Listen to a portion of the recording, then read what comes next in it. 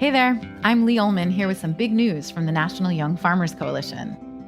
We're partnering with Heritage Radio Network on a special season of The Farm Report. It's all about what's happening with the Farm Bill and how it impacts farmers and eaters. I am growing diversified vegetables on land that's been in our family for 150 years. And so with the pandemic, gentrification, property values going up, we had to sell the land and we lost it. Join us as we uncover the untold stories behind this massive piece of legislation that shapes how we grow our food, what we eat, and so much more.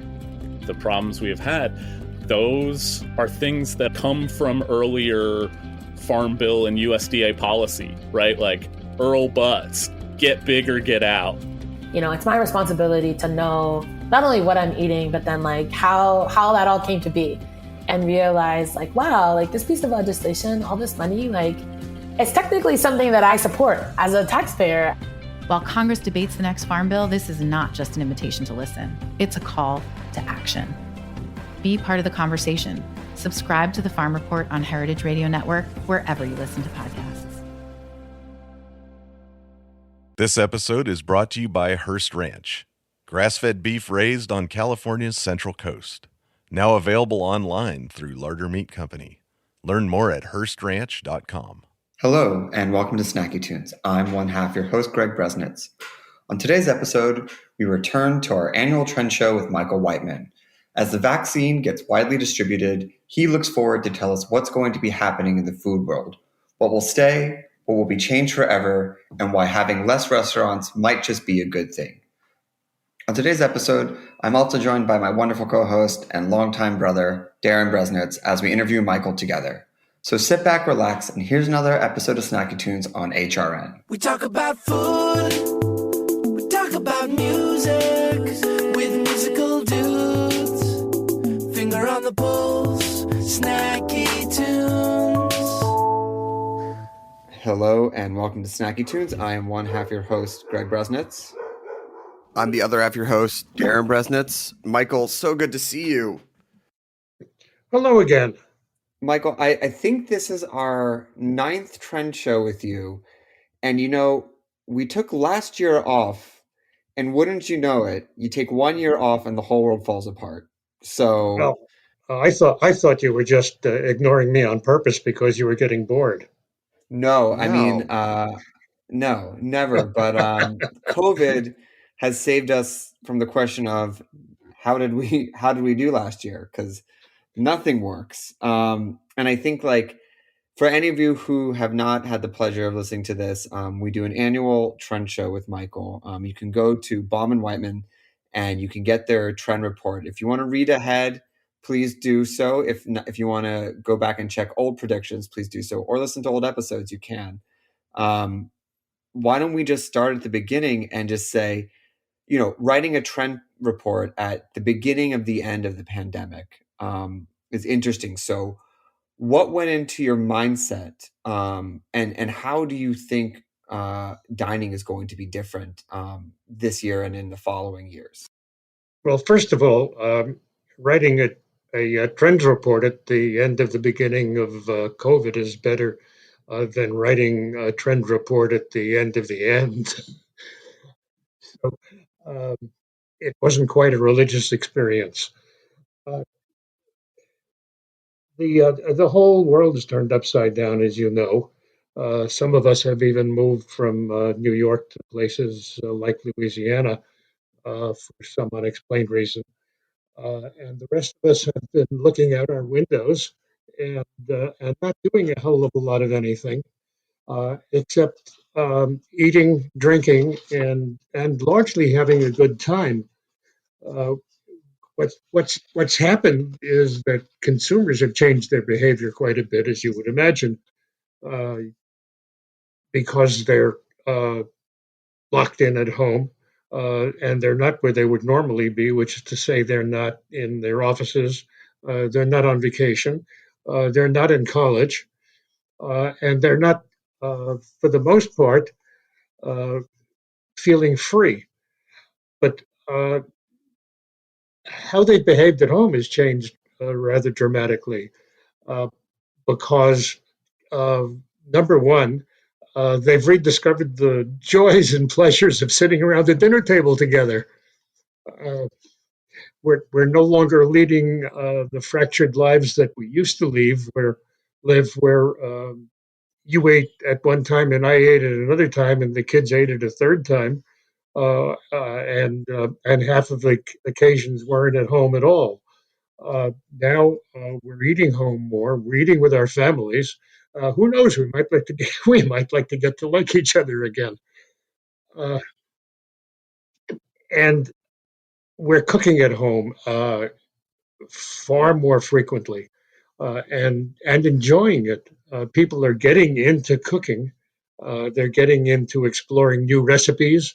They're getting into exploring a lot new ethnic foods that they're learning to cook at home, or they're ordering in and getting a taste of the flavor, and then deciding they'd like to cook at home.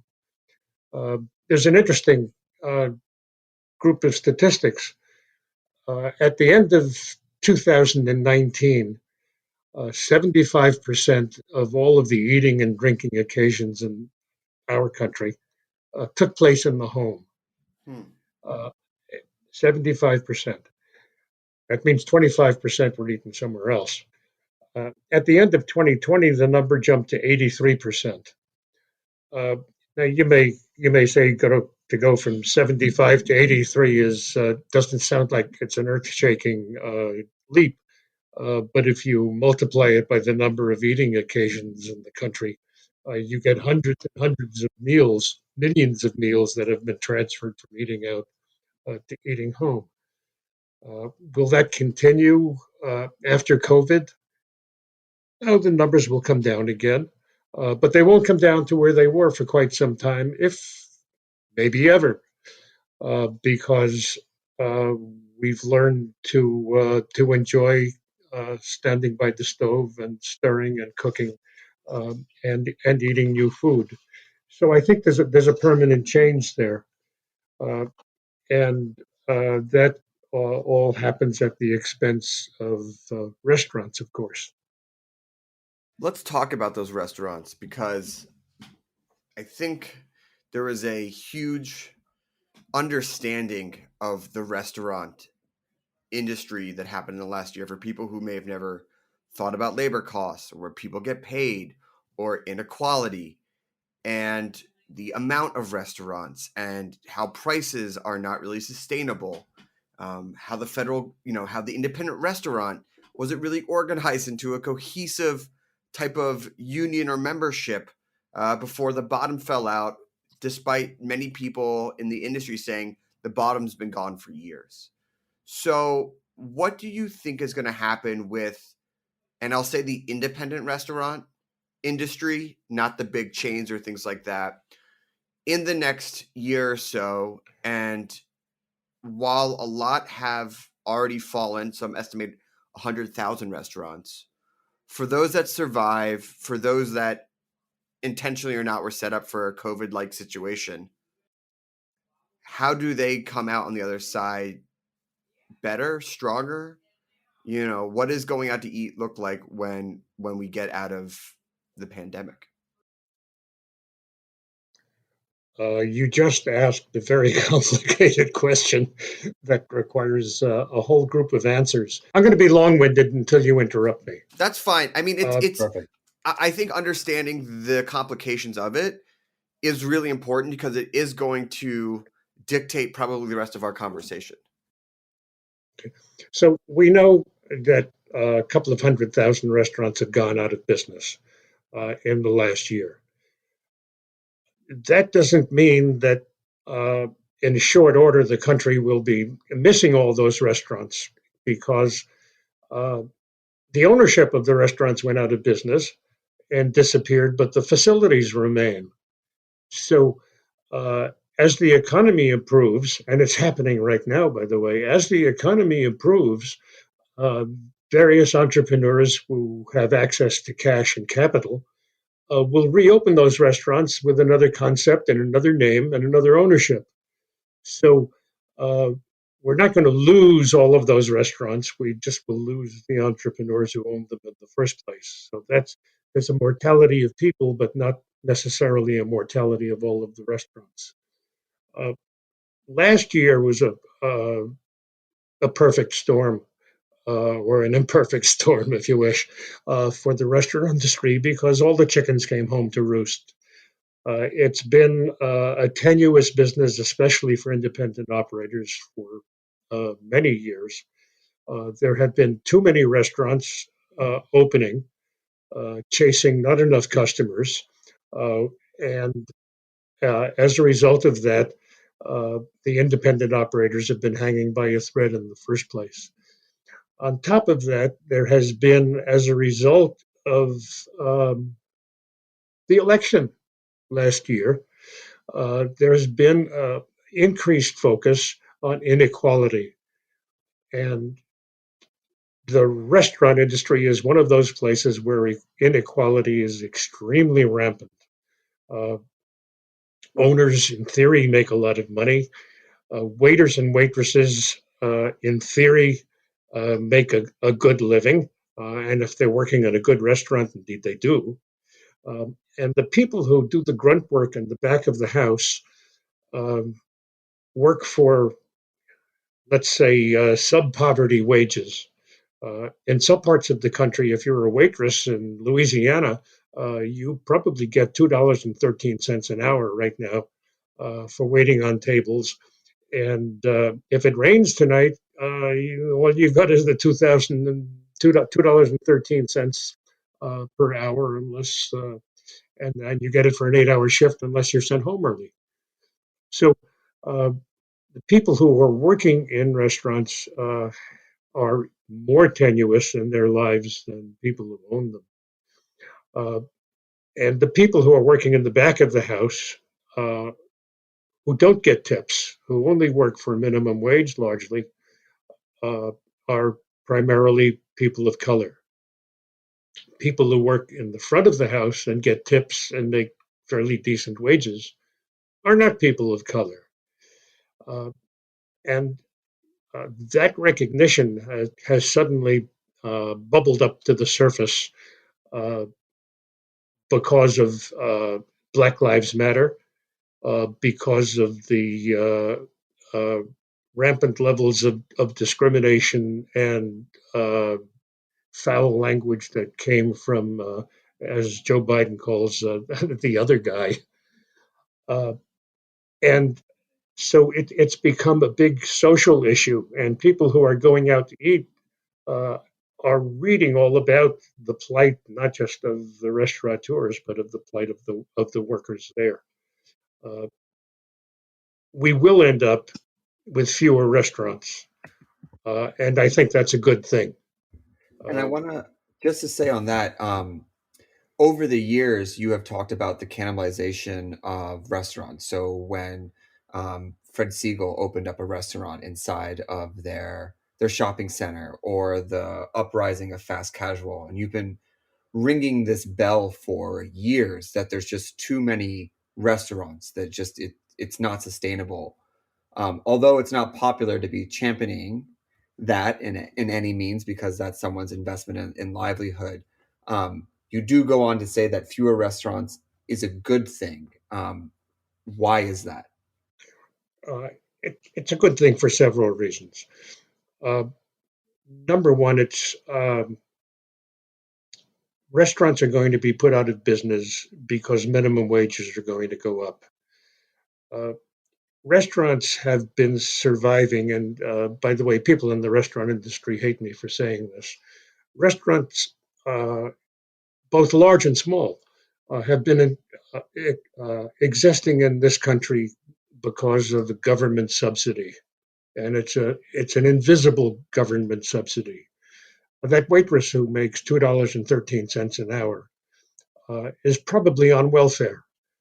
Probably her family is on welfare. The dishwasher in the kitchen who's making $7.50 an hour is also on welfare. Uh, and all of these transfer payments from the government to people who are making minimum wage, which is really sub poverty wage, uh, in the form of welfare payments, these transfer payments are a subsidy to the restaurant industry.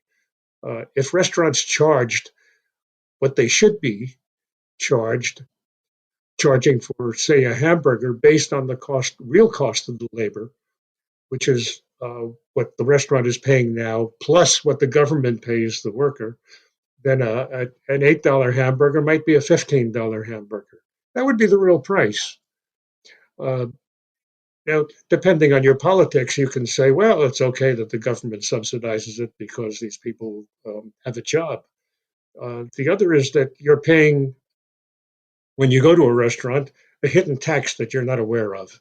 And you might not be paying it so willingly if you knew that you could pay that same number rather as a tax to the government, to the employer of the underpaid employee. So if you raise prices to what they should be, you may diminish the number of people who go out to eat. And if you diminish the number of people who go out to eat, then of course you'll have fewer restaurants. Uh, who loses? Um, Independent restaurants largely, but restaurant chains as well. If we watched dozens of chains go Chapter 11 or Chapter 7 in the last year, and not small ones either. So uh, the people who are on the edge economically will disappear. The rest of the restaurant industry, one hopes, will be more efficient.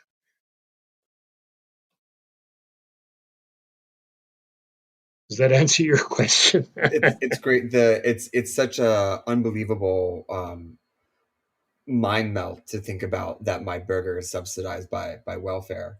Um, one of the interesting untethering of these restaurants closing is chefs and chefs as brands, and them finding alternative revenue streams. One of the things that Darren wanted to discuss was about the rise of that.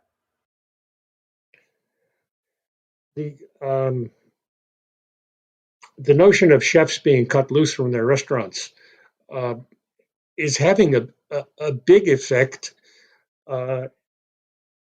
And I'd like to talk about the positive side of that rather than the negative side of that. The negative side being that you have chefs who are out of work. Uh, the positive side is that the whole community of chefs, not just in this country, but around the world, has expanded and become emotionally a lot more connected and supportive.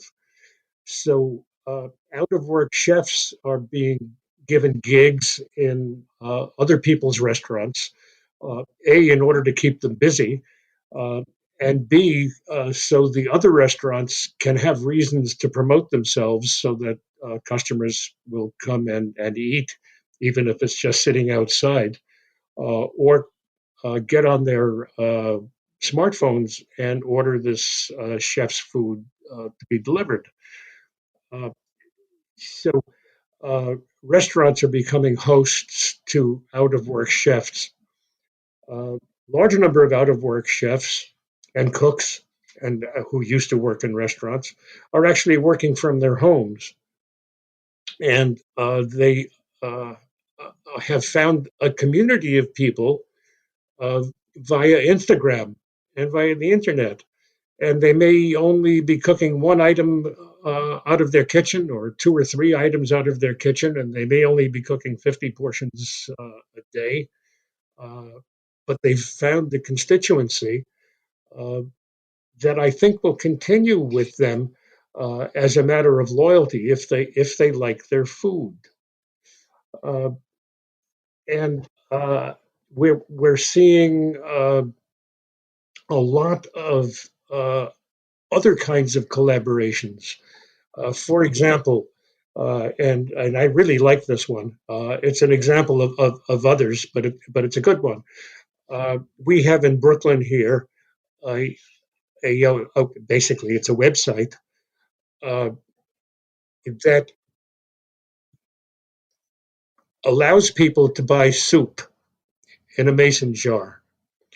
Uh, the soup can come from restaurant A, and it comes packaged with a loaf of fancy bread from Bakery B, and the package is delivered to a wine or liquor store near where you live, where you can pick it up. You've prepaid for it, so the package is there waiting for you, and if it all works well, you'll buy a bottle of wine. So now we have three entities that used to be three separate businesses who are now collaborating together and forming a kind of community. I think that's a wonderful thing that probably will continue in some form or another. There's a bar in San Francisco that is not able to open because you can't sit in the bar, and you're not allowed to deliver. As of last month, you weren't. Now you are. Booze to the street without meals. And here's a bar that only is a bar and doesn't have any food. But there's a breakfast place next door. It's open for breakfast and lunch. And they've collaborated on a common outdoor seating. And you can order eggs Benedict or steak and eggs from the diner coffee shop. Or if you want to, you can order a cocktail from the cocktail bar place if you order the food. So there's synergy here of the two separate businesses combining to increase both of theirs. And we're seeing lots of examples like this going on around the world. It's very heartening.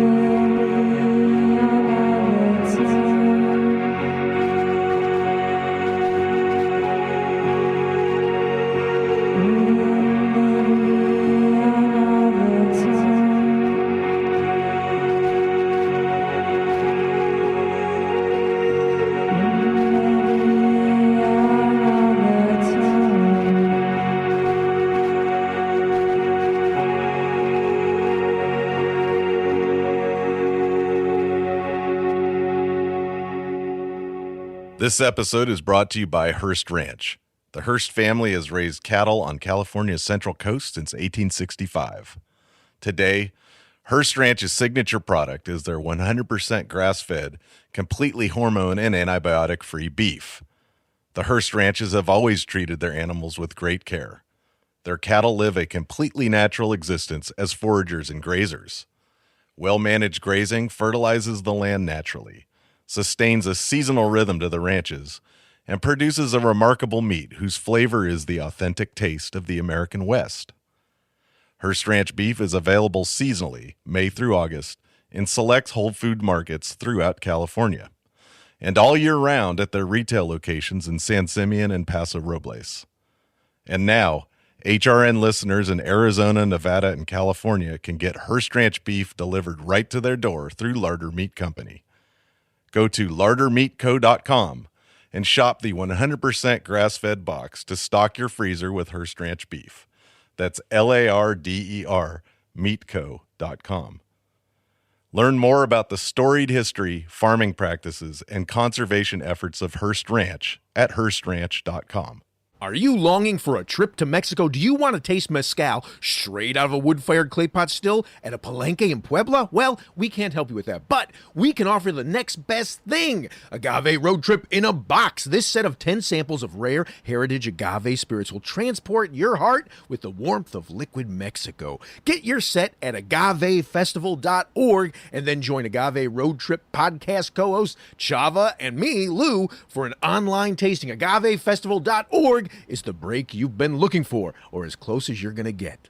You know, I want to go back to what you said about chefs as brands and connecting directly with people at home, because especially in Los Angeles, I've seen a lot of chefs either lose or leave a line cook position or part of a restaurant that could no longer sustain them, and then open up their own pop-up or going to a commissary inspired more by their personal story and their more personal cooking roots. I think of someone like a chef Rashida Holmes, who wound up losing her cooking job, but then opened up Bridgetown Roadie and is cooking Bahamian flavors, from her family.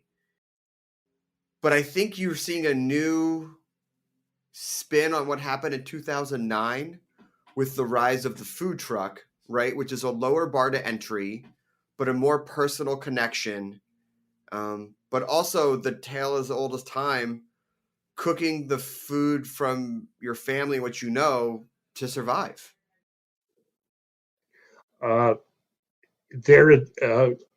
Let's call them all pop-ups for the moment. Sure. Let's call them pop-ups as a good allegory to the 2009 food truck.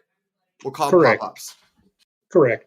They're pop-ups without food trucks, and a food truck is a fairly expensive piece of equipment. And if you don't have money in the time of COVID, you don't start a food truck. Which is funny, because back when those started, those were seen as the cheap options, but now the food truck game has leveled up so much, you still need six figures to get in. Correct. So chefs who are out of work are, as I said earlier, popping up in other people's restaurants. They're popping up in farmers markets. They're popping up on street corners with outdoor barbecues. They're popping up in front of, for example, the one I just gave you in San Francisco. They're popping up in front of bars or in the backyard of a bar that doesn't have food, so that they can earn a living. And some of these pop-ups are evolving into full-time gigs at real restaurants, where to cite a simple example, somebody who cooks great breakfasts might find a restaurant that's open for lunch and dinner that has spare capacity in the kitchen in the morning, and they take over the kitchen and have a breakfast restaurant. And now you're getting two restaurants in the same location sharing costs. That again goes back to my idea of building community. Uh, and by the way, there's a fair amount of this going on.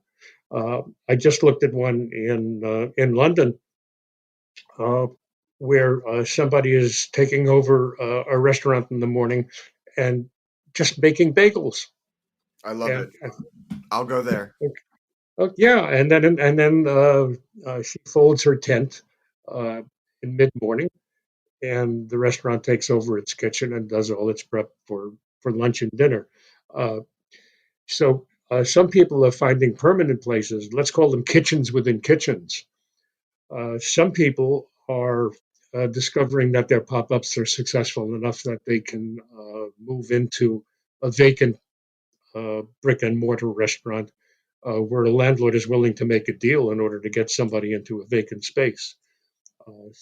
Uh, and some people are cooking, as you said, their ethnic cuisine from their own kitchens, uh, and they start out selling to people in their own families and then their own communities.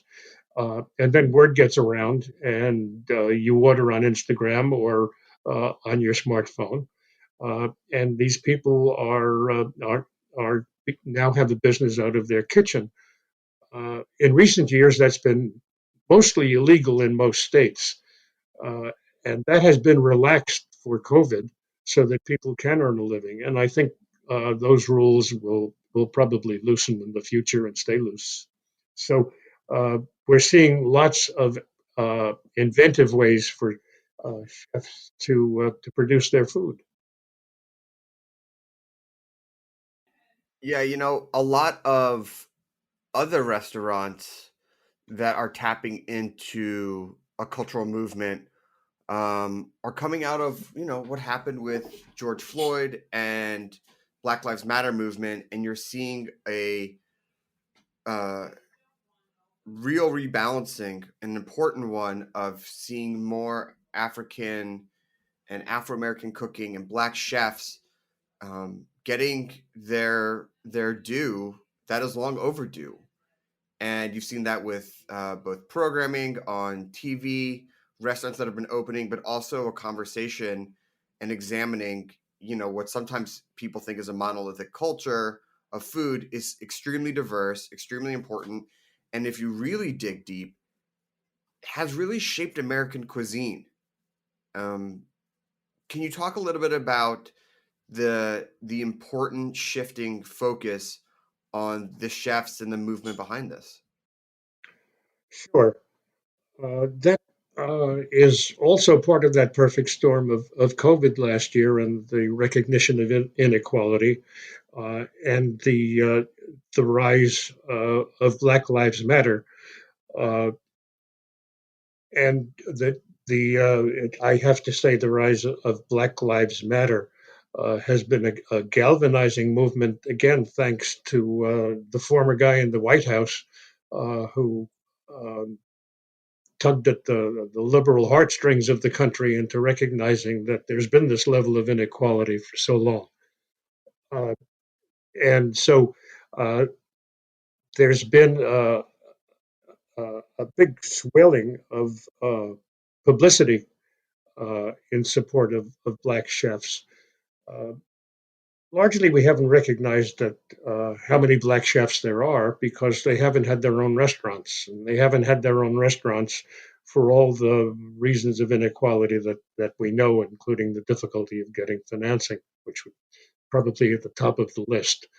Uh, so they're now getting both an increase in visibility and an increase in financial support. And you see all of the uh, food and beverage websites in municipalities around the country now listing restaurants that are owned by Black chefs or restaurants where Black chefs are cooking or where a Black chef is the sommelier. Where a restaurant has a Black sommelier. Uh, and um, this is something that hasn't been recognized and now is being hyper recognized, if you want to use that word. Along with a number of the trends and changes, I think with people picking up home cooking, and I'm speaking for my own experience, is a new war on waste, which you discuss, and the idea of how I used to go out to eat, all the plastic and all the garbage that came with it, leftovers, etc. And now that we are stuck at home and have gotten into menu planning, it's just been like, oh, wow, I really don't think those habits are going to go back to that. What have you seen, both in home cooking trends, but also how does it apply to restaurants? They're already like doing economizing on space with the morning restaurant concept and an afternoon concept. But where are you seeing on how they're tackling this ongoing problem? You mean the war on waste problem? Mm-hmm. Well, that's another thing that came to the fore during COVID, isn't it? Uh, and the reason it came to the fore during COVID is that we all increased the amount of food that we order in, and we increased it radically. And with that comes, as we all know, an excess of packaging, of packages within boxes, with uh, all kinds of throwaways uh, that are clogging up our garbage and creating an ecological mess. Uh, and so there's only now really beginning to be a movement among the people who create packaging for how to diminish all of the uh, superfluous stuff that gets sent to your house every time you order something in. Uh, will it go away? No, it won't go away. It can be diminished by quite a bit. Uh, and what the utensils and what the dishes are made of is now under great scrutiny because some of it lasts for an infinite number of years.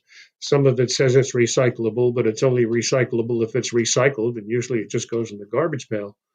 Uh, so uh, I think in the years ahead, uh, because of the awareness of how much gets thrown away in this country, uh, you will see a greater attention on the part of manufacturers to minimize waste. There's been at the same time uh, an attack, or at least an awareness, on the amount of food that we throw away. Uh, it's been estimated that somewhere between a third and a half of the food that's grown in this country never makes it to the dinner plate for one reason or another.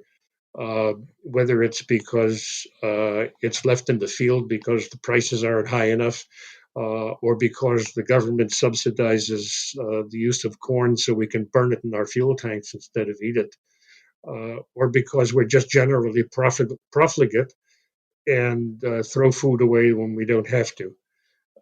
I think people who've been cooking at home during COVID, who've been aware of how much things cost suddenly, uh, are also paying more attention to what they used to throw away because it was a little brown or a little limp, uh, or it looked like a leftover, and our house doesn't have leftovers.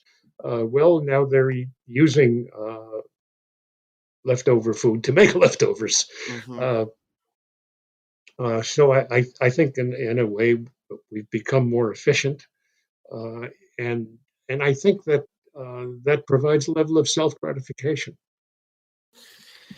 Getting back to self-exploration and thinking about expanded flavor profiles for so many people who have now been putting up maybe, anywhere from 15 to 18 to 21 meals a week in their own kitchen. It was interesting to see that you are talking about global flavors of the world starting to get into people's kitchens and then becoming more standard. Where something like living in Southern California, tagine is something that's a little bit more familiar to me, and same with like a chili crunch. But Yes. jerk seasoning or berbere, which is this incredible Ethiopian spice. Why are people reaching for these types of flavors, and are they here to stay, or are they just of the moment? No, they're not of the moment. It used to be when you went shopping in the supermarket for spices, the spices were arranged alphabetically, and they started with an East and they ended up with something with a Z. And so you got a bottle of a little jar of tarragon or a jar of cumin or a large thing of black pepper or a jar of coriander. The people who cook around the world very rarely use just those spices one at a time. They're usually used in conjunction with other spices. For example, we think of curry as something that comes from a jar and looks yellow, but that curry powder is made up of anywhere between 6 and 12 different other spices that have been roasted, ground, and combined uh, according to each person's individual recipe or each company's recipe, which is why no two curries taste alike. Uh, so curry powder is something that we also reach for on the shelf next to the cumin, which, by the way, is one of the spices in the curry powder. Uh, the more we have been eating home, the more ethnic food we've been eating because we just demand the variety. And so we're learning to understand what those flavors are, but not how to make them. Uh, and most ethnic food, Indian, Chinese, Mexican, if it's real Mexican, it's fairly complicated. The list of ingredients goes on if you look at a recipe forever. But if you want your chicken to taste Mexican, and you're just roasting a chicken tonight, you can buy from a high quality uh, maker uh, a bottle of bear, as you called it, if you're Ethiopian. And it's got chilies and cardamom and cinnamon and ginger and nutmeg and allspice and coriander in it. You could make it at home. In fact, the New York Times ran a piece just last week about these spice mixtures you can make at home. But for those of us who like to stay sane, uh, we can buy high quality spice mixes like Berbera, like Tahine, as you said. Uh, for the listeners who don't happen to live in California, uh, uh, it's a mixture of dehydrated lime and chili peppers and sea salt, and sometimes with sugar. And you can rub it on fish. You can dip your cocktail glass in it and make a margarita. It's great sprinkled on fruit, and it's got a big citrusy, spicy kind of overtone. It's perfect. Uh, uh, and so there's za'atar from Israel and Lebanon and Syria. There's dukkha from Egypt, which is wonderful. It's a mix of ground sesame seeds and nuts. Oh, by the way, and cumin, coriander, and fennel, which, by the way, also are in curry powder. Uh, so we're now seeing these spice mixtures available, and they're showing up on shelves at home.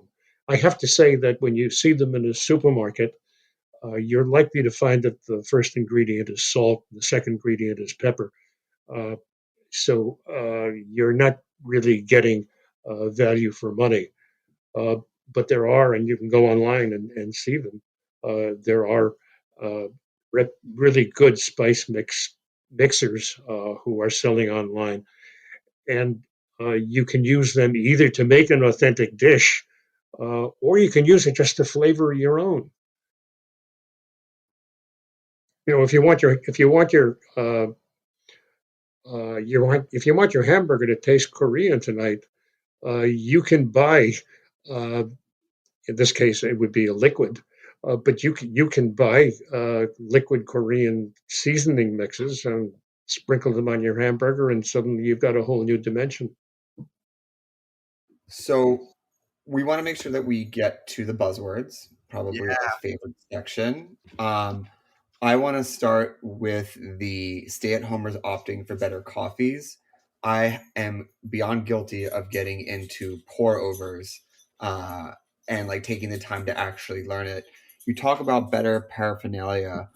What tips do you have for me on to up my homebrewing game? um, well, if you want to really get into it, you would buy green coffee beans and roast your own. You could do that at home. You have to spend some time learning how, and you'd probably burn a lot of beans until you did, and your kitchen would smell a bit. Uh, but if that's what you really wanted to do and get really into coffee, you'd buy green coffee beans, which you can buy on mail order, and roast them. You can buy a small roaster, again, on the web.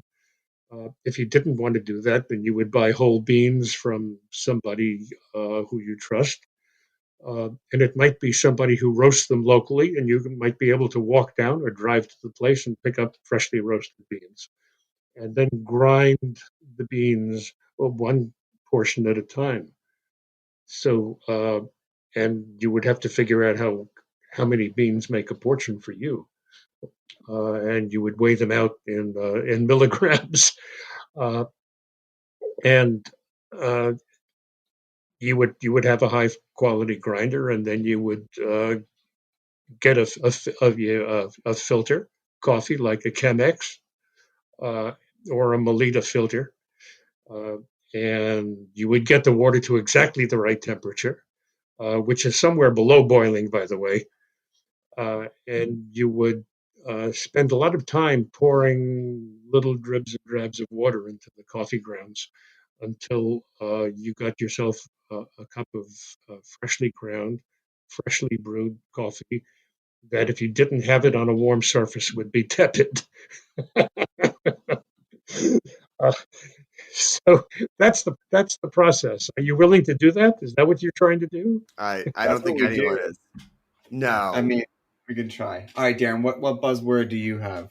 Well, I live really close to the San Gabriel Valley out here, and I'm a huge fan of steamed rice noodle wraps, which I was excited to see on the trends for next year. Where are these popping up, and why are they becoming more important?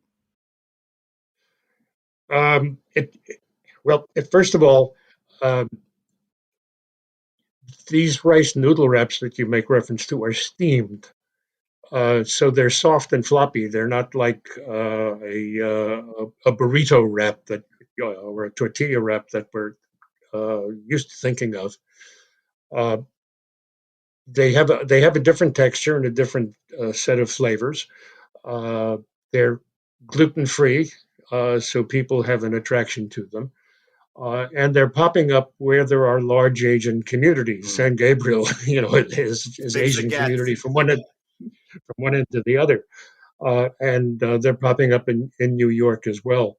And they're good as a snack. You can put it on a plastic plate and walk around with a fork and eat it. They're good eaten uh, on a plate with a knife and fork and sitting down, and they hold up under delivery conditions. So, and what goes into the wrap is up to the person who's selling it. So, Mm-hmm. it's another way of having an adventure, uh, and finding a whole other new dimension of Chinese cuisine. You're also starting to see things like chickpeas or other high protein vegetables pop up in unexpected places as people start to re examine their relationship with meat and where they get their protein. can we expect to see, chocolate with chickpeas or other things that are sneaking in protein in unexpected places? Well, the answer to that question is yes. Uh, that's the short answer. The longer answer is something more complex, and it has to do with people gravitating towards plant-based foods. Which sounds like a good thing. We'll kill fewer cows, and there'll be far less cow farts polluting the atmosphere, uh, and that cows have a lot to do with global warming. Uh, so it all sounds very good, and we'll live on plants. The issue here is that uh, these plant-based foods, which are largely made of chickpeas and soybeans these days, uh, are highly processed. We don't really know that they're better for you. In fact, we don't know that they're good for you at all. But we certainly don't know that they're better for you than something that used to walk on four legs. Uh, in addition to that, uh, the increasing use. Let's use chickpeas as a whipping person. Can't call it a whipping boy anymore. As a whipping person. Chickpeas, we used to seeing them in hummus, and we used to seeing them but they're now, if you go to the supermarket, you see the chickpea pasta, and you'll find them in all kinds of plant-based foods.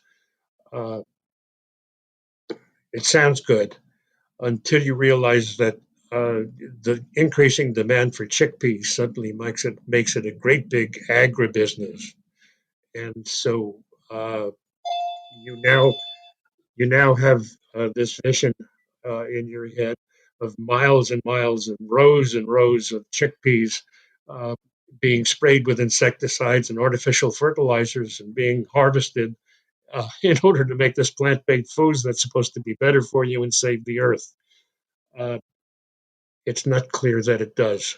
And this whole business needs to be investigated. But in the meantime, yes, a lot more chickpeas and a lot more plant-based foods. Well, Michael, we want to thank you for another wonderful trend report. Again, not easy to write in the face of uncertainty, but there's so much more in here that we didn't get to, like every year.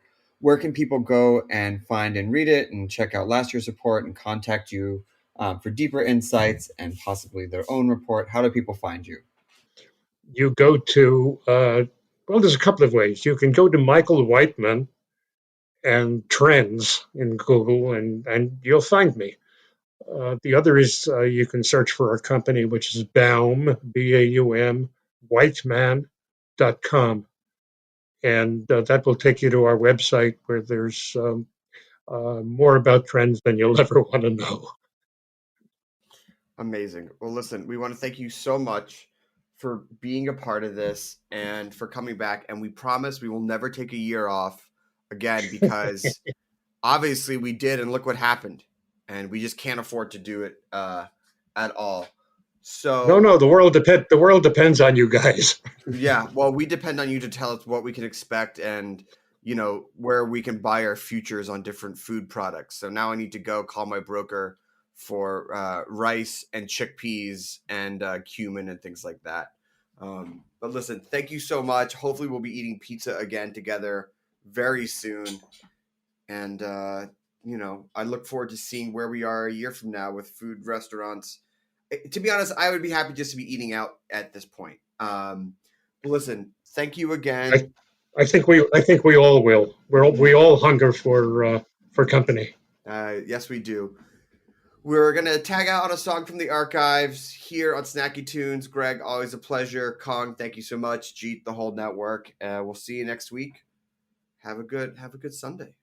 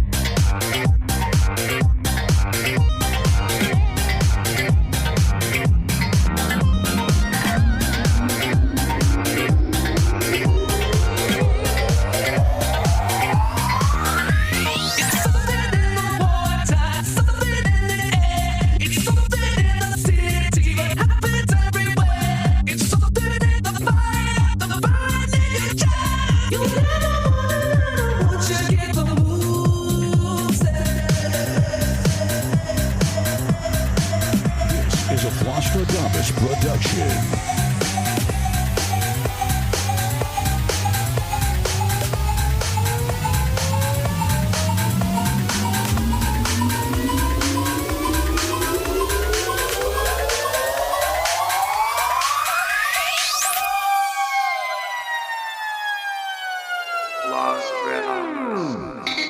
You can see to the future.